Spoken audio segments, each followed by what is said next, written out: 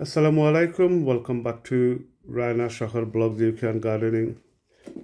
মাশাআল্লাহ কিছু হারভেস্টিং আপনারা দেখাইব প্রথমে গাছটা দেখাই আশা করি আপনারা সকলে ভালো আছেন ভাই বোন হল আর সুন্দরভাবে গার্ডেনিং করা আমরা তো ওয়েদার খুবই খারাপ আর ভালো না হইলেও চলে আজকে 7th of June থোড়া হালকা রোদ দিয়েছি আর হলিবার ক্লাউডি ওকে লাগে মেঘ বৃষ্টি আইব এর ফাঁকে আমরা কিছু হারভেস্টিং করছি যে আমরা চাইনিজ পুঁই শাকটা দেখতে পারলাম মাশাআল্লাহ এটা ঠান্ডা খাইও মাশাআল্লাহ স্ট্রং রয়েছে তো আমরা কিছু গুড়ার পাতাটা অনেক হয়ে গেছে আমরা কিছুটা হারভেস্ট করবো হইরা এটা দিয়ে একটা রেসিপি বানানি হইব তো মাশাআল্লাহ আমরা যে পুঁই শাক এটা চাইনিজ অনেক পাতা দেখতে পারা আর আমরা এটার রেসিপি আপনারা দেখতে পারবা রানা শহর ব্লগসের আরেকটা চ্যানেল আছে এটা দেখতে পারবা তো চ্যানেলের নামটা হইল এভরিথিং ম্যানেজার তাই ছোট ছোট পর্দা রান্না করেন খানাটাও খুব স্বাদের আপনারাও একটু ঘুরে আইবা দেখবা আর দেখার সাথে সাথে লাইক বটমও আর সাবস্ক্রাইব বটমও টিপা মারি আইবা যাতে আপনারা সুন্দরভাবে পাইন মাশাআল্লাহ গাছের পাতারা দেখতে পারা এখন একটু হালকা হয়েছে তখন ভেরি সুন আরও পাতা পাইমো এখন দেখতে পারলে আমরা লই আইছি বেগুন দেশি বেগুন এগুন ধরে হারভেস্ট করবো আর এটার একটা রেসিপি হইব এটা আপনারা পাইবা মাশাআল্লাহ অনেকগুলা বেগুন আর বেগুনের কিছু ফুলও আইছে ইনশাল্লাহ শেয়ার করবো বেগুনটা আগে দেখাইলে আর ঠান্ডায় যে কিছু বেগুন নষ্ট হয়েছে এটাও আপনারা শেয়ার করবো ঠান্ডায় বেগুনটারে ফসাই দিছে আমরা কিতা করবো বেগুনটা ফাইরা গাছের কিছু খাবার দিব কিছু ফার্টিলাইজার ব্যবহার করবো করলে ইনশাল্লাহ আগামীতে আরও ফলন পাইব কারণ ফুলও আওয়া ধরছে তো দেখতে পারা বেগুনের অবস্থা মেঘে আর ঠান্ডায় বৃষ্টি পইরা অবস্থা খুবই খারাপ তো এক্সট্রা বাদগুলো ফালাই দিলাম আর কিছু ছোটো গুণ আছে দুইটা রাখে বাকি সব হারভেস্ট করবো আর দেখতে পারা নতুন ফুল আওয়া ধরছে মাশাআল্লাহ বেগুনটা আসলে খুব ফ্রেশ হয়ে লাগে আসলে গার্ডেনের জিনিস খাইতে খুব স্বাদ ফ্রেশ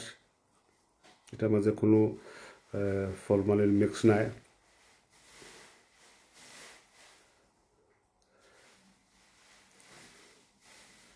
তো এটাও কিছু মেঘে ধরে নিয়েছে বৃষ্টি আসলে ফইরা ঠান্ডা এটার একটু খারাপ হয়েছে তো এগুলো একটু ছোট রয়েছে এগুলো বালা রয়েছে আরও আর একটা এটার সাথে আরও আওয়া ধরছে তারপরে হারভেস্ট কইরা এটারে কিছু সার ব্যবহার করবো দুটা গাছও সার ব্যবহার করবো যে পুঁই শাক দেখাইলে আমার বেগুন গাছ এই দুটা গাছ থেকে আমরা বাঁকা ফলন পাইছি আর লাস্ট হারভেস্টর তো আপনার দেখছেন আমরা অনেক শশা খাইছি অবশ্য বাই নেক্সট উইক আরও অনেক শশা হারভেস্ট করবো তো তো গুড়া মাঝে দেখতে পারা অনেক ফুল আইছে আর গাছের এখন চতুর্দিকে একটু মাটিটা আলাইয়া চতুর্দিকে সারটা ব্যবহার করবো এটা তো আপনারা জানেন আমি সপ্তাহ বালতির মাঝে মিক্স করে রেখে দিছি সকল জাতের সার তখন দরকার মতো আমরা ব্যবহার করি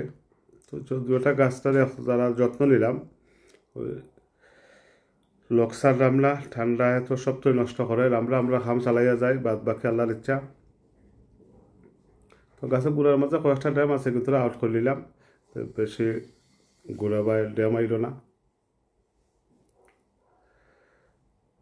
তো এই বক্সের মাঝে আমার সবটা মিক্স চিকেনের সকলটাই আছে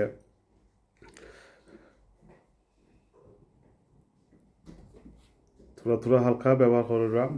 ওইটা এটাতে মাটি দিয়ে আমি টাকা রাখি দেবো আর টাকা আজকে কিতা করবো ওইটার মাঝে বাইরে আছে আমি ফানি দিতাম না কারণ বৃষ্টির সম্ভাবনা আছে তো বৃষ্টি দিলে স্লোলি এটা মেল্ট হইব তো দুইটা গাছটা একটু লোক একটা করবো পুঁই শাকও কিছু দেবো আসলে পুঁই শাকটা আসলে আমার খুব প্রিয় এটা আমার এক বিআইনে লন্ডন থেকে দিছিলাম এটার একটু লোক আফটা করলাম আর আজকে বিআইনটা ফোন করে কইব আমরা যে অনেক পাতা খারাপ খুশি হইবা কারণ এটা ভেরি রেয়ার দেখা যায় এই চাইনিজ পুঁই শাকটা উইন্ডোটা সবার কাছে আছে যে বড় পাতাটা, এটা হলো ছোটো ছোটো পাতা, বা ছোটো পাতা হইলো ভেরি হেলথি অ্যান্ড থিক, পাতাটা খুব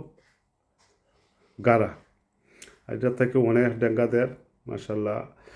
রোজটা যদি আমরা 2 থেকে 3 সপ্তাহ পাইতাম তা অনেক ফসল পাইতাম। আর বাকি তো অবস্থা আপনারা জানেন, লাউ গাছ এটা আছে মোটামুটি, তেমন সুবিধাও নাই। ইনশাল্লাহ নেক্সট ভিডিওতে আপনারা পাইবা। তো পুঁইশাকের গুঁড়া তো কিছুটা দিয়া নতুন মাটি দিমু। আসলে গার্ডেনিং করাটাকে কষ্ট, এভরিডে লুক আফটার করা, ওই যে তুফানের মাঝে তারে সম্বল দিয়ে গুড়িয়া রাখা, এর মাঝে প্লাস্টিক দিয়ে গুড়িয়ে রাখা, রইদাইলে এইগুন তারে সম্বল টানতে উল্টাইয়া দেওয়া, ওইও খুব হার্ড। আর চিন্তা করছি একবার দশক গেলে দেশটাকে নতুন সম্বল বানাই আইনা গাছের লাগে রাখমু, তুমি গাইলে গুড়িয়ে রাখতে পারবো। খুব কষ্টর মাঝে আছে গার্ডেনিং লইয়া, তো আশা করি আপনারাও ভালো আছেন। আর ভিডিওটা প্রথম থেকে লাস্ট পর্যন্ত দেখবা, লাইক শেয়ার বিশেষ করে সাবস্ক্রাইবটা করবা, আর আপনার লাগে দোয়া করবা। ইনশাল্লাহ আপনার লাগে দোয়া রইল, আপনারা সুস্থভাবে গার্ডেনিং করেন, আর আপনার লাগে দোয়া করবা। আল্লাহ হাফিজ, আসসালামু আলাইকুম ওয়া রাহমাতুল্লাহি ওয়া বারাকাতুহু।